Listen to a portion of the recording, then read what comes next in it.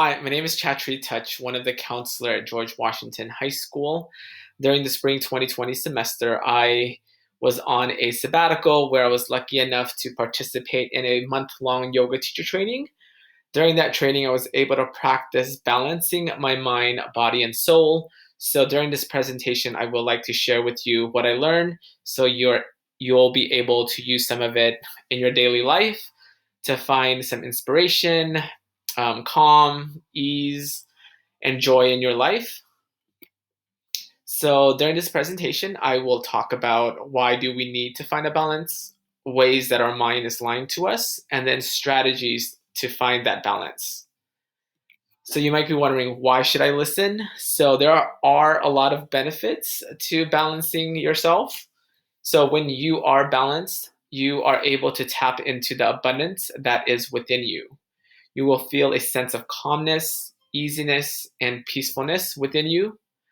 And then that feeling of joy from within, inspiration and creativity, you will be able to tap into. So when you find stillness and calm your mind from the chaos, new ideas will pop up that will inspire you. Also, you'll be able to allow things in, but also to let them go. So that practice of allowance, but also non-attachment by just letting it go because you know that change is constant, that it will happen. So these are some of the benefits to practicing balancing our mind, body, and soul. So our mind, can be very powerful. So is our body and our soul. We often listen to our mind. That's something that takes a lot of our attention. But we also need to listen to the voice within our body and within our soul. Okay, so having that balance of the mind, body, and soul will really tap into your true potential and make you actualize it into reality. How are we out of balance? So when we over identify with our mind, we forget to nurture our body and soul. So our body might be quiet and our soul might be hidden as well because we pay too much attention to our mind. So why is this an issue? So we strain our body because we are not noticing its signal for rest, relaxation, and also for our soul, we're not hearing our inner voice, right? Your true nature, that power that you have within is being hidden under the disguise of your mind. So our mind takes in things from our environment. So the things that surround us, our family, our friends, our teachers, social media, stuff on the TV, things that we read, right? So there's a lot of activity going on your mind. It's like traffic on the 101 or traffic in LA. There's a lot going on. It's very busy. So oftentimes that will lead us to be out of balance. So with our mind, there are multiple ways that it could lie to us. One is with the imposter syndrome. So the feeling that you don't belong and you are only here by luck. Okay. Hashtag self-doubt. So you're doubting yourself. Um, why are you here? Like, what am I doing here? Why am I in this AP class? Why do I have this job? I feel like I didn't deserve this, right? Because looking around you, you don't know, you don't see people like you, or you don't think they are like you. So you have a lot of self doubt. So that's one way that your mind lies to you. But in actuality, you worked hard for it, you do belong there. Another one is self fulfilling prophecy. So when your behaviors make your prediction come true. So you're kind of self sabotaging yourself, okay? So for example, if you feel like you will fail this class, you make that prediction, guess what?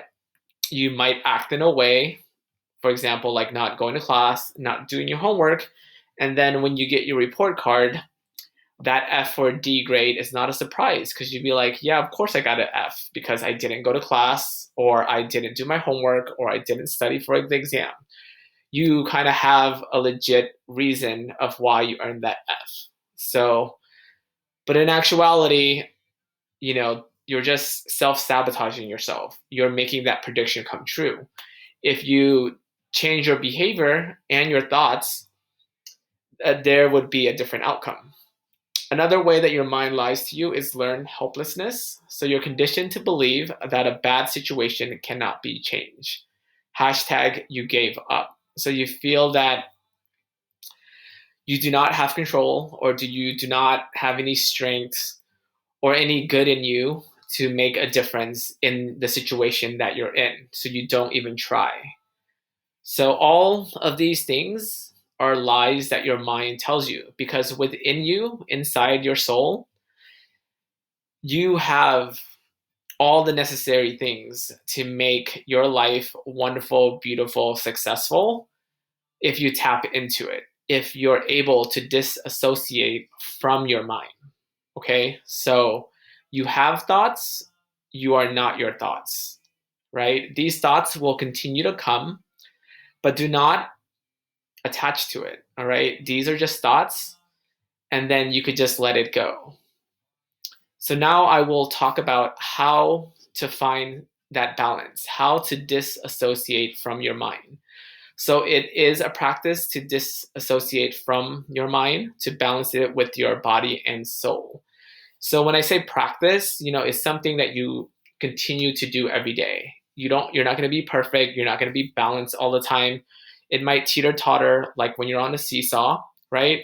You can't really stay balanced on a seesaw the whole time. It will be very tiring. So when you're practicing this, be gentle with yourself. It takes time. It is a practice. Okay. So the first technique to finding balance is to use a saying, a quote, or a mantra as a reminder. So one that I really like is, I have thoughts, I am not my thoughts. So this is kind of like a shield, that you could use to be like, you know what, these thoughts are coming through my mind, but you're saying, and you're noticing it. So you say, I have thoughts, I am not my thoughts. So there are a lot of other quotes out there. We can definitely talk more about those quotes as well. And then the next thing is breath work. The longer the inhale and exhale, the slower the rate of thoughts that enter your mind. So you have about 10,000 thoughts per day. And those 10,000 thoughts might seem a lot, but they're very repetitive. They're not new. Okay. So when you're doing breath work, when you're focusing on your breathing, counting the inhales and then the exhale, you're focusing on that. And when you're doing that, you're slowing down your thoughts. You're slowing down your mind. Okay. And when you do this, you're able to silence your mind or slow it down. And then this is when you have room to allow new thoughts in. And this is where you could be inspired, creativity could come in, right? Or you could use breath work, if an emotion comes up, if you're angry, sad, or whatnot, use this breathwork technique to slow down your feelings in your mind, and then you will come up with a better solution on how to act. Okay, so breathwork is really important. You could YouTube box breathing techniques, or any just use breathwork in the YouTube search, and you'll be able to see that. So my recommendation is inhaling through your nose and then counting to 4. And then as you exhale out of your nose, count to 4 and repeat that a few times, maybe about 5 minutes, 10 minutes if you can. But even just for a minute is better than none. It's something you could do every morning and also before you go to bed to help you relax and calm your mind. And it's a practice for you to help yourself disassociate from your mind, slow down your mind. Square breathing. And then another technique is physical movement.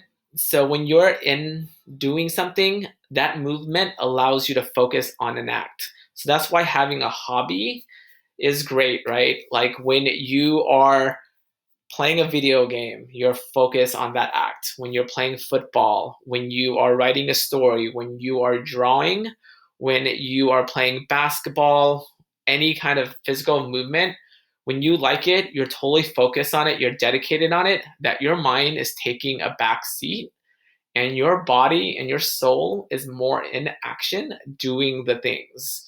And there's something called a flow state. So when you're really in the groove of things, you are just like in it, you're doing it, your mind is totally taking a back seat, and that's when you're really shining and doing really well. So really find a hobby that really allows you to focus on the movement, so you're not just sitting at home thinking about your thoughts. And then the last technique is the practice of observing your thoughts. Okay, notice as it arrives, then let it go. Don't judge or attach to your thoughts. So the other three techniques that I told you about, the saying, you have thoughts, I am not your thoughts, breath work, and doing a physical movement, those are all activities that help you with this last technique, to observe, right? To disassociate. So when you are playing tennis, notice the thought that arrives when you are about to hit the ball, right? Do you hear yourself saying, I'm going to miss it? I'm not good at it. Oh, I'm going to hit it, right? Those are thoughts that come to mind. Notice it, let it go, don't judge, and don't attach to those thoughts, because you have thoughts, but you are not your thoughts. So doing these 4 activities will really help you find a balance with your mind, body, and soul. So once again, my name is Mr. Touch, a counselor at George Washington High School. Feel free to email me so we could further discuss about this. I love talking about yoga philosophies and how we could really tap into the abundance that is already within you, but our mind is masking all of stuff that's hidden inside. So how can we do these practice to reveal who we truly are with all the abundance that is inside us? Okay, thank you so much for listening.